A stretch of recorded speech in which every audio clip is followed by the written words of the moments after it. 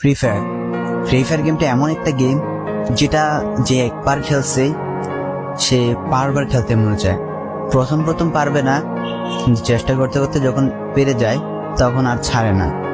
আর এই গেমটা যারা একবার খেলছে, যার মনে একবার জায়গা করে নিয়েছে, সে কখনোই এই গেমটা বলতে পারবে না। সে যদি 1 দিন 2 দিন 7 দিনও না খেলে, সে 7 দিন পর আবার ঠিকই এই গেমটার ভিতরে ঢুকবে। কারণ এই গেমটা কখনো কাউকে কষ্ট দেয় না। এই গেমটা সবসময় সবাইকে আনন্দ রাখে। এই গেমটাতে আমি অনেক সময় কাটাইছি, আর এটা আমি কখনো ভুলতে পারবো না। এই গেমটা আমার কাছে এমন একটা গেম যেটা কিনা আমি বলে বোঝাতে পারবো না।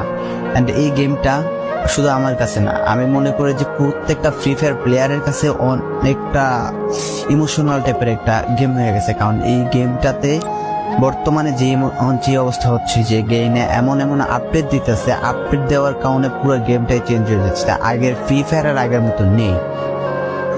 তো এই কারণে হয়তো কোনো এক সময়